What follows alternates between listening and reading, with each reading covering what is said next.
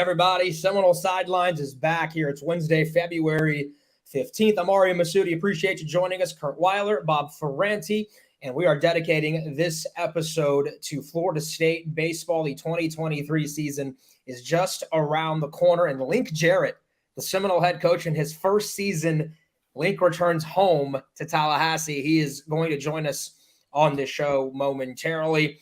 We also have some big news on the weekend rotation front. It was reported this morning who the rotation would be, and we were able to confirm that. We will get to that at the end of the show as well. But a lot to be excited about. Curt, before we toss to the interview with Link and the head coach joins us, this Seminole team, as highly of an anticipated of a season as we've had in a long, long time. It's been a while since the last name Martin hasn't roamed around as a coach somewhere at Hauser. Yeah, I mean, long before either of us were born. That's it has been a minute.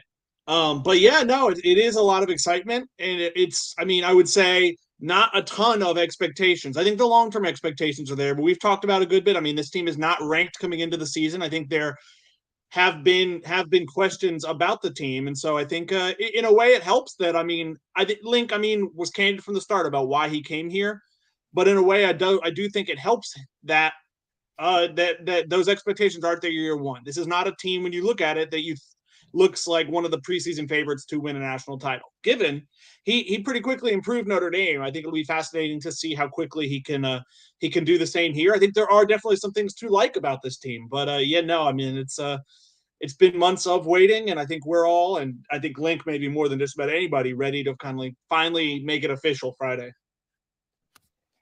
Bob, what are your main, anticipations for Florida State as we get into the opening weekend, without giving away the weekend rotation right off the bat, which I know we're all anticipating? What are you looking for? I think we've kind of touched on this the last couple of weeks, but the obvious one, for me, is we want to see a more fun, entertaining baseball team out there, one that fields the ball cleanly, one that doesn't strike out nearly as much, just puts the ball in play. I think we know there's going to be some newcomers like Cam Smith, and I'm fascinated to watch him down at third base. And I think there's a lot of newcomers who are going to bring a lot to the table here. I'm excited about this team. I think we know there are some limitations with the pitching staff, but I also think the way Link Jarrett has constructed it, there are some really good options. And he talks about in the interview with Curt, it's about eating up 27 outs. It doesn't really matter how many outs you get from the starter and how many you get from the long reliever and the other guys in various roles out of the bullpen. So I think Link Jarrett's taken a really intriguing view on how to get those 27 outs. And we know this team is going to get some runs. It's going to be a very productive lineup. I want to see some guys in the field who really field the ball very, very well and support that pitching staff. And that's kind of what we've seen in this preseason with practices. We've seen some really efficient, fast-paced practices where guys are really getting after it and showing the gloves. So I think we're excited about just a new feel overall from this Florida State baseball program. Yeah, I think for me, it's, again, looking forward to seeing what new arms step forward as Florida State loses two of the best arms they've had, one who's probably amongst the greatest in school history, right, in Parker Messick, and Bryce Hubbard, no slouch of his own. I was able to talk to, Marlon Eichenberry, James Madison's head coach, earlier today, and he was talking about basically like, thank goodness we don't have Messick and Hubbard going 1-2 against us, because I think they combined for like 1 run allowed in 15 innings, and it was something like 22 strikeouts combined. And so the Noles are going to have their work cut out for them. They've got some options. They've got some talented arms. Link's doing something unique this season, if that's a teaser to what the weekend rotation will be for FSU that we'll announce later in the show. But that, and as well as the lineup, that I think will be vastly improved. I think it's going to be one of the better lineups in the ACC. They've got balance. They've got depth. They've got a number of guys that I think can run, can hit the ball out of the park. And there's some leadership, I think, on this team that's been missing for the first time, probably in a couple of years. So I think you've heard it enough from us. I think it's time now to be able to jump in and hear from Link Jarrett, the head coach of Florida State baseball. He joins Seminole Sidelines as he talked with Curt. It's been, I'm sure, a great off season being back in Tallahassee. But I mean, I guess how has that been? And obviously, this is why you came here. I guess your excitement to be so close to opening day after kind of the months of waiting. Yeah, I, to answer your first question, I moving further and further away from, mom and dad and my wife's parents. We kept going further and further. My mom's like, "Are you ever going to maybe coach somewhere nearby?" So here we are. So that's great. And so many faces that I haven't seen in decades. It's been a long time since we've really lived here. And you pop in for Thanksgiving or Christmas, it's family, and then we were back to all the places that I've coached. So this is neat. Clearly, the excitement of getting to Friday and trying to have a good. I told some of the other folks I chatted with, I just want to have a really good first inning on the field. When we take the field, I want this to look good and clean and sharp, and let's go play, and then get off that field and get in there and see if we can scratch and claw and start to figure out manufacturing offensively. So that's where my attention has gone. And the guys have worked very hard. These guys want to compete and they're ready to go. And we need these 3 practices. Don't get me wrong, but you also, every coach in every sport will tell you there's a time you need to see somebody else and play somebody else. And that time is here for us. I guess you talked about it a little. I guess coming at this point in the preseason, coming into the season, I guess what would you identify as this team's identity, and how much does that normally? I mean, does it change over the course of a season, or is it normally kind of your gut feeling on what it is going in is kind of what it'll be as the season progresses? Well, I think when you have this many new faces, there's not going to be a lot of guys on that field that were out there before. There's not going to be a ton of guys in roles that they're familiar with. So I think you're going on gut a little bit right now. I think we do have some balance. I think balance is a strength of ours on the mound. I think we have a good complement of righties and lefties and guys that could start and could be really good leverage. Those leverage moments are huge. And this is playoff type baseball from day one. And if you take it to the major league model, we do this thing like they do in the playoffs in the World Series. We play 4 games a week. There's some days to recover. So that variety and depth and being dynamic out of the bullpen is really important. So are the starters, but so are those dynamic guys. I hope we have the same type of versatility in the field. I would like to have some balance with left and right-handed hitters. And then the athleticism on the field is working hand in hand with the pitching to be difficult to score on. And if you're difficult to score on, those turn out to be the most elite teams. I have been concerned at times about the cleanliness of our defense. It gets a little bit sloppy from time to time. I hope we can tighten that up. We do have guys playing positions that they haven't played a lot of. It is what it is. Hopefully we can get through it. And then offensively, can you run the bases at a high level? Do you have enough power to hit some balls over the fence? Is the short game a weapon for the team? I feel like we're headed in that direction. So I like the looks of it. The other part of it is that, the depth. We don't have a lot of pitching experience in depth. You lose 350 innings, I guess, off of the staff. There's not a lot of returning knowledge of what this is going to look like out there. Some, not a lot. And then the same thing positionally, not a lot of true ACC postseason type experience, but there is a core group, and you got some guys that have been through it. So like it, not a ton of depth, but like what I see out of the nucleus. How much, obviously, you brought both your assistant coaches with you from Notre Dame, which I know hasn't been the case kind of in the previous moves to new jobs. I guess how much did that help? Like you said, especially in a situation where you have so many new faces that you're going to be integrating in the field, on the mound, in all those spots. Couldn't do it without those guys. Rich, Chuck, Brad, Seth played for me. Sean, our director of player development. Chip still coaches me. I mean, he coached me and still is trying to get me not to screw this up. But I couldn't do this correctly without those guys. So when you get these moments and you make these moves in your career, the transmission of data and the messaging when the staff has been together, it's a lot easier on me. Like days like this where I've got 4 interviews, they can take my practice plan documentation, they can structure it, they know the timing of what's going on, they know the how we list and what we write and how we term things, they can run it. And they're phenomenal. They're outstanding coaches. And we had talented players at Notre Dame, but I thought we were well coached. And I hope that we're putting a well coached product on the field. Obviously, the first run of it, you have 40 players that are trying to understand the information that has come so often to you as coaches because you've been through so many games and practices together where clearly this is the first time they've been through it with us. And these games will be the first time we've competed under our conditions and how we try to do it. Putting you on the spot a bit, I'm sure your favorite thing to talk about is not yourself. We've talked to a lot of your players and coaches about, I guess, who you are as a person, who you are as a coach, get their insight. I guess, how would you describe yourself as a person, as a coach, how those two kind of mix? It's a good one. I think I'm detailed, sometimes overly, probably detailed with what I do and how I think.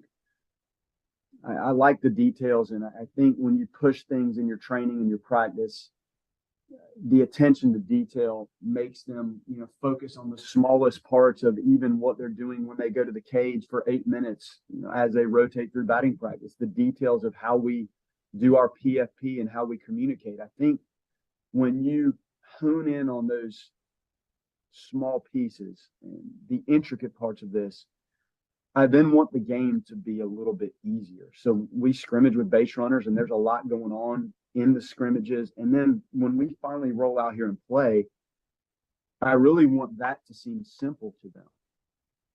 And then I've always gone on field. So you have to trust your gut and the feel of how the game is going and the flow of the game and the atmosphere of the team and which players need which buttons pushed. Maybe that's a mental thing. Maybe it's the playbook that you're trying to use for them. So I guess I'm a combination of detail and feel. I hope that that's a good combination. Sometimes I'm not sure. You talked about Coach Restano and kind of the challenge he walked into here with having so many innings to replace. How have you seen him? I mean, you knew what you had in him, obviously. I remember talking to you about him back in the fall, but how have you seen him develop that group, and who from that group has really, be it new guys or be it returning guys who may be stepping into bigger roles, who have you seen from that group really impress you throughout this offseason? Well, he's a brilliant baseball mind, very, very sharp. So he understands old school fundamentals of pitching, very sharp and tactical with the data and the analytics that is in front of you. Every pitch you throw, every pitch we throw here, there's probably 40 to 50 metrics on one pitch off the mound. If it's hit, you can add 20 more. So some of that needs to be used to develop the players and give them some feedback. Some of it is information that they probably would be overwhelmed with if you're firing all this stuff at them. So how do you combine the old school tactics and fundamentals and disciplines and mechanics with the new age nuances that the data provides? He does a great job. And these data points and the technology, like it or not, it changes yearly what you have at your disposal. So you have to be fluid in what you use and what you relay to the kids. And that includes your video stuff. So he's great. Getting into the fall and watching them pitch their way through their outings. Then you get into the preseason and he transitions into how do I call games for these individuals? So not only does he let in the fall the pitcher and catcher navigate their outing, which is great. He sees what the pitchers do and how they handle it, and then he can build his game planning for each guy as he gets into the preseason. And that's where we are right now. So his knowledge of their capabilities and their personality is so much further along naturally than it was in the fall. But you still have to pay attention to a lot to get the most out of each kid, personally and then tactically. And he blends it all as well as anybody. I'm sure you have clarity about kind of guys what roles are going to be on the pitching staff. I guess, is there anything you're able to share a few days out, or you kind of play that a little close to the chest? Yeah, I want to share that with the team, and I haven't gotten to that point yet. And just knock on wood, I just wanted to be healthy. Your biggest concern whether we like the template of college baseball or not, when these guys leave for Christmas break, December 9th, 10th, 11th, and you come back on January 9th, 10th, 11th, and we're asking them to be ready to get on the mound, it's a little bit crazy. Like, think about the most significant part of their time in preparation to be healthy is when they're away from here. So you just hope that we get through this. And as you build some pitch counts, we built 6 guys up pitch count. That doesn't mean all 6 are going to start, but it gives us some length to have leverage guys in the bullpen that could evade and escape and extend outings out of the pen. We seem to be pretty healthy, which is all I could ask. And then the way we start this, whoever happens to throw the first pitch on Friday, that may not be the guy that throws the first pitch on Friday when we get into May. Rarely does it hold serve the whole way for numerous reasons. That's not a huge deal to me. Like, the huge part of it is, can we get out there and function on Friday? Can we flip to Saturday and be clean and efficient? Can we figure out how to play better and tougher on Sundays? We have to do that. We have to play better here on Sundays. Then we have to go on the road, and we have to play better on the road. So that's where I am. But I'm happy with the arms we have. Without, obviously, I mean, naming roles for guys, I think 2 guys who are going to be important, whatever the roles are, the 2 captains there, I mean, is Wyatt and Carson. On such a young staff, how important have those guys, probably the 2 who've thrown the most innings, been, just from an experience standpoint, from a leadership standpoint, all those things? Well, they lead in every way. They work very hard. They have been productive. I think their capabilities and efficiency has increased. And they're what you want. And they have been through this. We do not have a lot of people when we roll out there and start this that have been through the battles at this level. We just don't. So having those 2 guys that are clearly 2 of your hardest workers, not taking away anything from the other guys. I think overall we work very hard. But when 2 of your more dynamic guys are also your hardest workers, those young guys have the right people to look to. And how should I do this as a pitcher or as a player at Florida State? And those are 2 good, I guess, leaders by default. I mean, they're not trying to be Vince Lombardi, but they just go about their business in a very professional way, consistent, and they perform. That's all you can ask. Looking at your captains, another one, obviously, I mean, the one who I guess is a sophomore next to all the juniors, the guys in kind of that draft eligible year, is Jaime Ferrer. What's about Jaime? I mean, I feel like sophomore captains probably don't happen a ton. I don't know, maybe they have in your experience. What's it about him that's impressed you or shown he's ready for that role kind of in year 2? Personality, 4.0 student, does everything you could ask. We're moving him from right to left and back to right and left. They're just trying to get him more comfortable in the outfield. Outfield's still new. I mean, you're talking about a guy that's played 50-something games in the outfield, and now this year's practice, I mean, he came in here as a catcher. So, I mean, the guy plays hard, practices hard. He crashes into the wall. There's a couple days I'm just like, Jaime, just get up. Like, I see him crash into the wall. I just want the guy to just get up, and physical, impacts the ball, has some power. I mean, powers balls through the middle of the field. That's not something I say very often, but he does have tremendous impact capability, like gap to gap. So tough. And what he's going to see this year is, people know when that scouting report comes out, there's a lot more information on Jaime Ferrer and Tibbs than there was going into last year. So their management of people's awareness of them and how people are going to pitch them and game plan them, his evolution of managing his approach and what pitches he's looking to hit based on how he's being pitched, that will be the next step for him.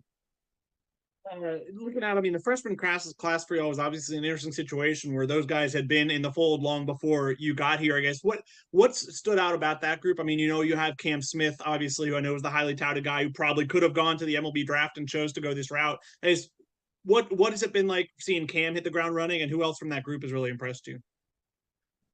Cam's a special individual. Like, he shows up and there's that gamesmanship that he has, the physical capabilities. When he walks out there, there's a physical presence. He's 6'4", 220.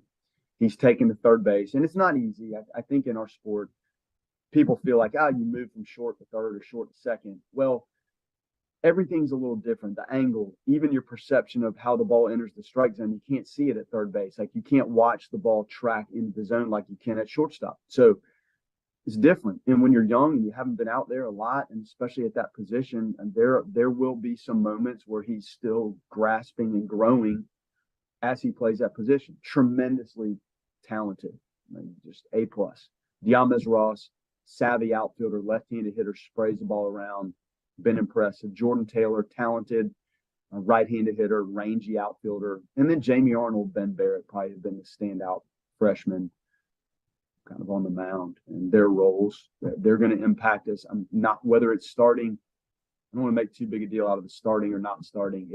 We have to collect 27 outs a game. And sometimes the outs collected not starting are more difficult than they are when you roll out there and there's nobody on to start the first inning. So those two guys, Ben Barrett and Jamie, they're going to impact the pitching staff right away in some capacity.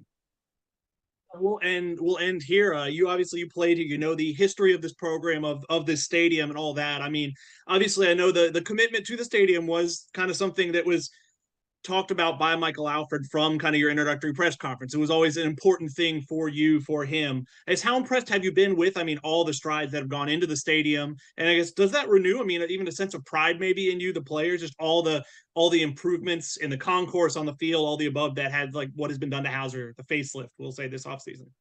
It's beautiful. And I'm so excited for the fans. We're here every day. And there are people that are around the facility every day, but the reality of it is there may be people that visit with their kids they may get one game. So the concourse needs to reflect the history of the program. I think it's second to none. But the stadium, you want it to be clean and fresh and crisp and look very presentable. So the overall game day experience for the fans, I think we have the most knowledgeable fans in the world. That game day experience needs to be second to none. So I think we're positioned for that. And then you move over onto this side of it, inside. Is it efficient for the players? The bullpen and the cages, they spend so much time in those areas. We get consumed with the field itself, but the pitchers do far more work in the bullpen and their training space than they do on the game mound. I know what matters most is the game mound, but geez, they have to be as sharp and as trained as they can be when they get there. And that happens in the bullpen. The same thing with the cages. So the lighting and the areas they have to hit and the tees and the machines and the screens and all the things that they need to train at a high level, I feel like we've been able to move that needle and give them a better training atmosphere. And as you said, when the players walk in and they see improvements, they feel like people want them to have the best opportunity. And that's what Michael has done. Friday, 5 p.m. against James Madison. The Link Jarrett era, I guess, officially begins, I guess, with the first game, if you will. I know a lot of people excited for that. I'm sure you are as well. Thanks so much for taking the time, Link. Anytime. Thank you.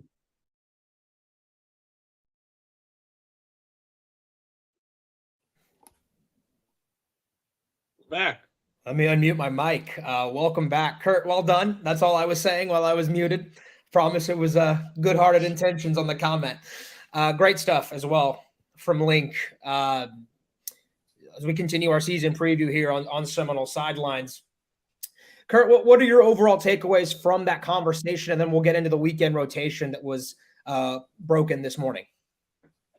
Yeah, I think he's clearly, been waiting months for this. He's been waiting probably years for this, if we're being honest, but it's been, I'm sure, a long off season. And I don't know. It's a fitting, for all the people, some people got to see Hauser Sunday, but I think it's going to be, a fitting new look Hauser for a new look era. The post Martin era of Florida State baseball. And I'm excited. He talked about, without talking about the rotation, because he hadn't told the team yet when I talked to him yesterday about that. He talked about, a lot of the guys who are in that mix. He talked about Carson, he talked about Wyatt Corwell, he talked about Jamie Arnold, who's going to be stepping into that freshman spot right away. And I think what he alluded to, what we've kind of talked about, of their pitching staff needs to stay healthy. There are questions about the depth.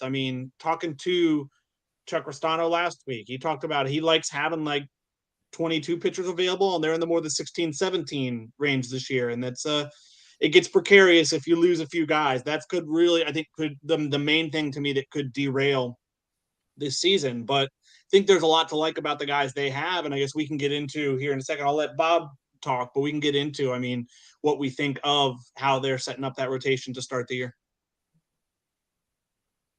Yeah, so the rotation was announced Wednesday morning. Props to Brett Nevitt at Noles 247 for getting that first, but we were able to confirm the rotation for Florida State is set for opening weekend against James Madison. Not much of a surprise at the top. Carson Montgomery, the right-hander, will be the Friday night guy, at least for this first weekend. Jackson Baumeister on Saturday, and Jamie Arnold, the freshman left-hander, on Sunday. So it does open up, I think, some very interesting questions, but going back to, Link's comment of you have to get 27 outs, and sometimes those outs, 6th, 7th, 8th, and 9th, are tougher than earlier in the game too. I think he's sort of not Kevin Cashian in a sense where he's going to use a true opener, but he's turning the baseball traditional feel of how you manage a game from a pitching standpoint on its heels.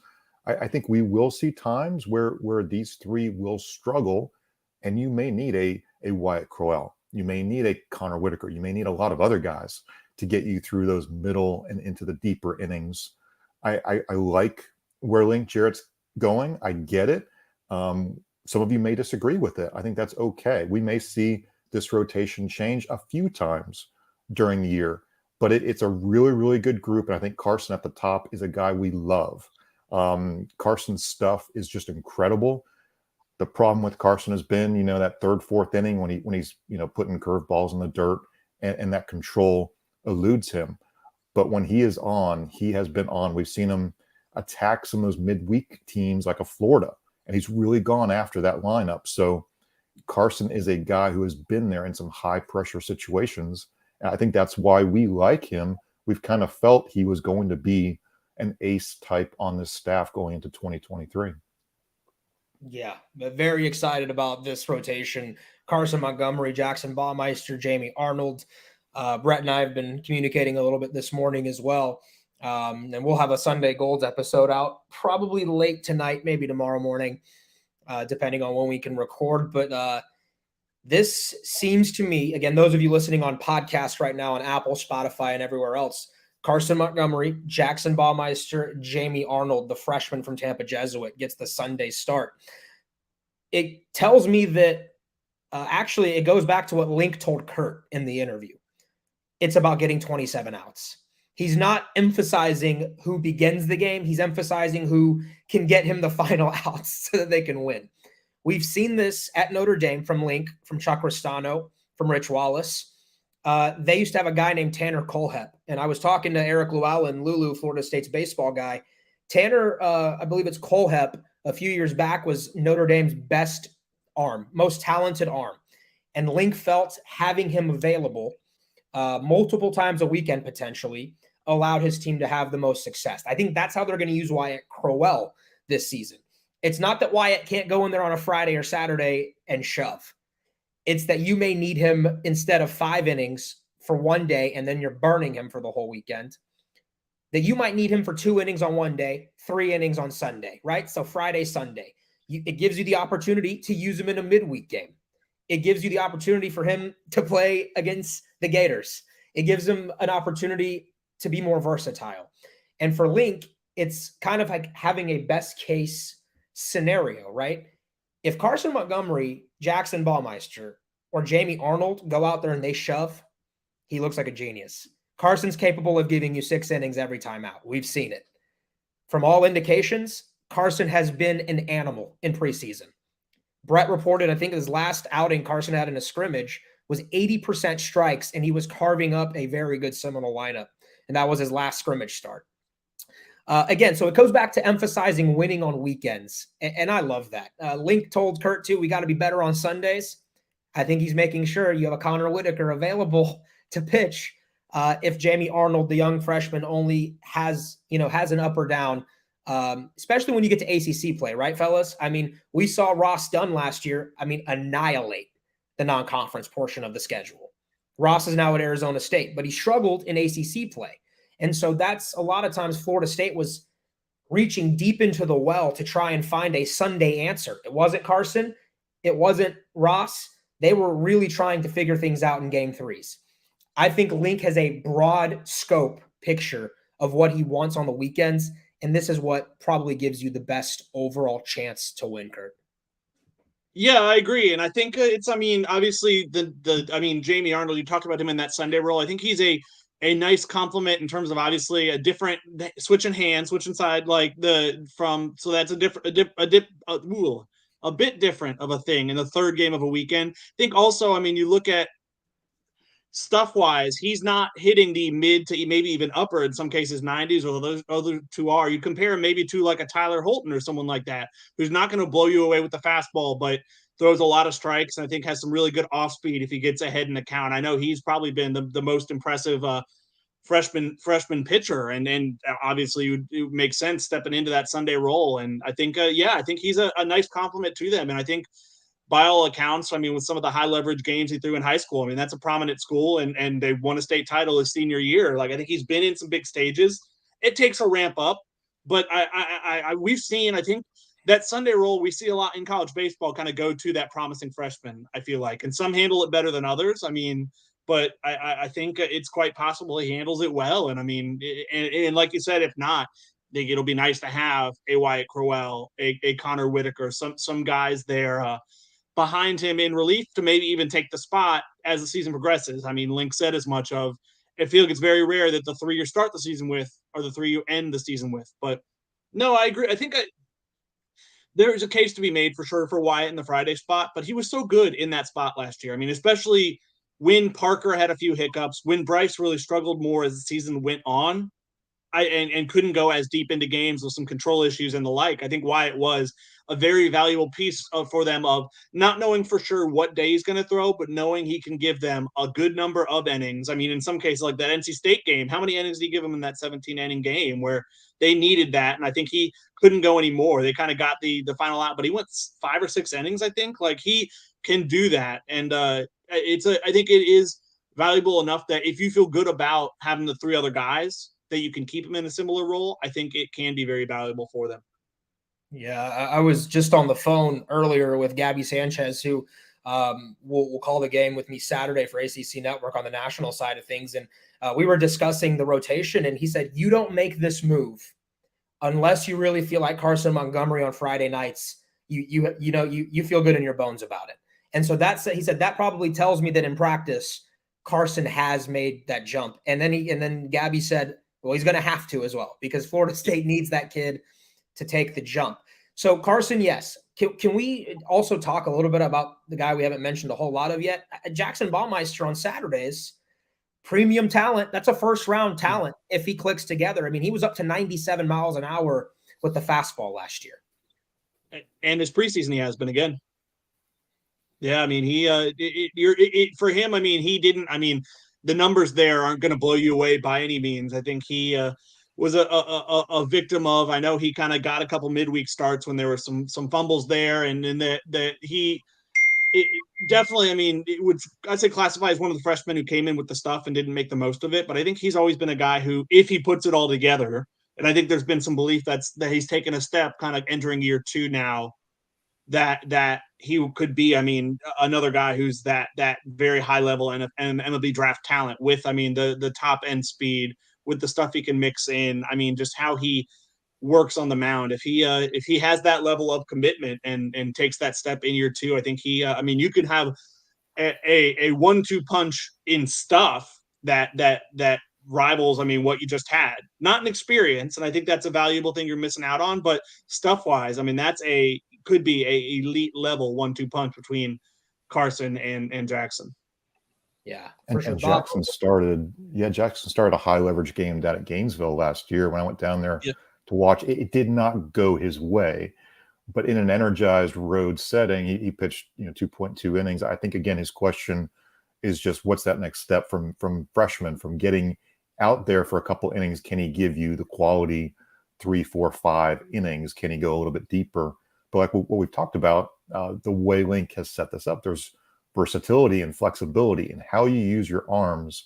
And so if Jackson can only give you 3 innings one day, well, yeah, you've got the capability to move a guy out of the bullpen, out on the mound, who has the stuff to carry you through the middle innings. So it's going to be very, very interesting to see how this plays out. But again, I think we've really liked the stuff that a lot of these high-end pitchers have on the Florida State staff. It's just getting mound experience. It's really just getting them out there again and again and again. They've been out there in some tough situations. Again, we said Carson has pitched against Florida. Jackson's pitched at Florida against Jacksonville, against some really good NCAA tournament teams or caliber teams. So now it's just what's that next step in your maturation process. And we're all going to find out this weekend. I also would not put it past Link, because he does play chess and not checkers, to start Wyatt Crowell or Connor Whitaker against the Gators at some point. It gives him the option. It gives him the versatility. Say you're late in the year and you're like, I really need this game this week, right? And Link, we've talked to him a little bit. He knows all about the RPI. He is definitely thinking ahead. The guy's leaves no stones unturned, right? That gives you the option of using a Wyatt Crowell or a Connor Whitaker in big games in the midweek if you need them. But more than anything, it just tells me that I need Wyatt and Connor probably more times on a weekend, especially when you get to ACC play. And so he's done this. Notre Dame, if you guys remember, John Michael Bertrand, he went with one guy on Fridays that he felt good about in his bones. And then Saturday, Sundays, he had no problems figuring it out with guys that can pitch 2, 3, 4 innings and piece those together. So very similar to, not apples to apples, but very similar to what the Tampa Bay Rays have done for a number of years now in the MLB, right? I don't want to call it a true opener, but you've seen guys go for 3 or 4 innings and then give way to someone else who goes 2 innings, 3 innings, and they have won a lot of games in what is one of the toughest divisions in baseball in the AL East. So again, this is the kind of the new refreshed model that Link Jarrett brings. We've been talking about, we wanted to see new, we wanted to see different. We wanted to see Florida State get modern with it. This is kind of as modern of a look as you're going to get in terms of the college baseball world. So very excited about the weekend rotation. Again, I'll pop it up on the screen for those of you who want to see it on YouTube, on Twitter, and Facebook, and then I'll read it out for the podcasters. Carson Montgomery Friday, Jackson Baumeister on Saturday, Jamie Arnold on Sunday. I also know who's starting for James Madison, but I kind of can't give you that due to trust with Coach. We'll let them release the game notes, but they've got some talented arms as well going this weekend. And so it should be a fun series, guys. Let's talk maybe about 5 minutes on the lineup, and then we'll wrap and say goodbye. It'll be, I think, anchored by a couple of guys that Link mentioned to Curt in the interview. One, let's start with Jaime Ferrer. And Curt, I'll come to you with this. What kind of sophomore season are you expecting from Jaime, and to be able to play in Link Jarrett's lineup and philosophy on the offensive end? Yeah, I think he's a guy. I mean, the fact that he, next to 3 junior captains, is a sophomore captain, I think speaks to what he's stepping into. I mean, you look at those numbers there, and that's 320 with 9 homers and 40 RBI as a freshman. I mean, that's a very impactful debut season. And Jaime, I mean, he had plenty of memorable moments. I mean, the walk-off in that NC State game, plenty of other, I mean, especially for a guy who was kind of learning a new position. And Link talked about that in the interview. He came in as a catcher, and it quickly became clear that wasn't what he was going to find the field here, at least not immediately. So he worked in the outfield and I would say held his own out there. And I know now they're treating him in both spots, and I think he'll have some good lineup protection around him when you add in, I mean, a James Tibbs and you add in a Cam Smith that I think will do wonders for him. That may not have always been the case last year. But yeah, I think it's, I mean, when you see a freshman season that good, there's reason to think, I mean, obviously, I mean, he talked about it. There's the counter scouting where now other teams know more about him. But he also kind of, I think the year of comfort in the system, or in college baseball, not in the system, can be a big help for him kind of taking that next step and maybe making a push for an ACC Player of the Year type season.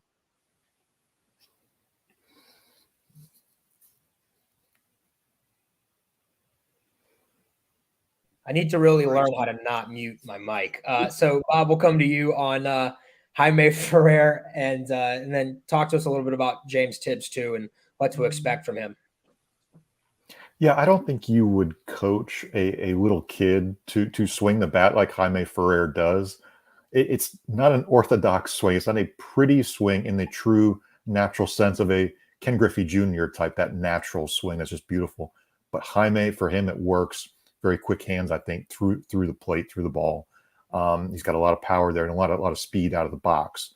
I think what Jaime brings you is just that energy, that feistiness that maybe sets a tone for a roster. James Tibbs, honestly, to me, my biggest question about the lineup is just how many regular left-handed bats are you going to have there? I think Tibbs and maybe Diemez Ross. I'm not sure how many left-handed bats you're going to have in there on a regular basis. It's probably my big question, right now, as we're a couple of days away from opening day. But we know what kind of pop is in James' bat. We know how he can hit, even with that tall fence here at Hauser. 10 home runs last year, 32 RBI. You expect he will take the next step coming out of that offseason surgery. So, again, this feels like a lineup that I think will be a little bit deeper, top to bottom. I think there were a lot of times last year where we were kind of getting to the bottom, that 7, 8, 9. You're wondering, well, can they get some runners on? Can they turn it over to the top of the lineup? And there were just a lot of times where it didn't work out. But I think this will be a little bit of a deeper lineup, top to bottom, and produce some runs for sure. Yeah, Tibbs hit 10 home runs with 32 RBIs last year. He missed all of summer and pretty much all of fall due to a shoulder injury that he had, a surgery. And actually pretty good news that in the fall he was able to come back a little bit and at least hit. They limited him in the outfield throwing. So he got a chance to get back out there and at least swing the stick a bit.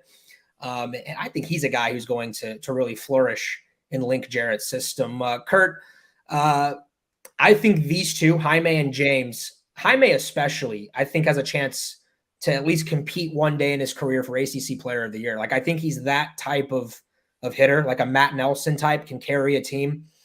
Tibbs is a premier talent that I think if he gets going and really kind of solidifies some of the talent that he has shown us in flashes, has a chance to be a day one pick in the MLB draft too. Yeah, I mean, both of those guys, to come in what they did as freshmen was pretty impressive. And I think James, what's impressive about him, you talked about the injury, but watching him when I've been out there this preseason, he doesn't look like he's missed a step. For a guy who didn't swing much, didn't get to field this offseason, I think the question really with him is it seems like he's going to be playing at first base, that he's not at the moment an outfielder. I know they brought in a number of promising outfield options and return a few as well, like Jaime. And so he's been playing first base, kind of battling there with Cade Bush, with Gunnar Carlson. And so it's how does he, I know he said, kind of talking to him last week, he played that some in high school. So it's moving back there. But I think that's a big question too, because that's part of what Link talked about. He's one of a number of guys. Cam Smith's not used to third base. Of guys who are going to be in the lineup or who are going to play a good bit, who may not be playing kind of their natural position where they would prefer to be. Yeah, you guys want to know my click to pick? I should say, sorry, pick to click. Is that better? So just to go on the bingo card, I can't figure out how to unmute myself. I can't really speak. So I might just let Bob and Curt finish off the show. But my pick to click is Jordan Carrion. I think he, in flashes last season, showed takeover ability. He can go gap to gap. He runs the bases well. He's got sneaky pop in that bat that I think when you least expect it, he's going to hit one out of the yard. And he did it against Louisville in that big season sweep that the Noles had back in the middle of the year. He is a leader, named one of the captains this year for Florida State. And I think he's going to hit 300 in this system. They're going to let him go. He's a good 2-strike hitter, and he plays the game with a little bit of swag and a chip on his shoulder in the field too. So I'm really, really excited for him. This shortstop transferred from the Florida Gators, and I think has a chance to have a big season here. When you play shortstop defensively as well as Jordan does, you kind of will trade off for maybe a lesser hitter. And I think that's what he was early last season, but he really came on, like you said, as the season went on, I feel like got more comfortable. And I think his combination, both what he brings defensively and what he has shown he can bring offensively, I think he has the potential to be like maybe one of the higher WAR guys on the team if we're examining that. That's really a thing in college baseball. Yeah, I like Jordan as a leadoff bat. I think he brings a lot to the table, as Arya mentioned. If we're also looking at a pick to click, heard some good things about Titan Kamaka out of the preseason, and that he might see a lot of playing time at second base. Not saying he's going to be the everyday starter there, but I think that's a freshman to know and to watch and just see how he develops. So I think, again, a lot to like about the veterans, a lot to like about some of these newer names that we're going to kind of really get our first true look at in the coming weekend. Aria's muted again. I'm muted again. This is unbelievable. Unbelievable. Good episode, I think, Curt, Bob. I want to thank Link Jarrett for joining us again. Below on your screen, game times, first pitches, 5 p.m. on Friday, 2 p.m. Saturday.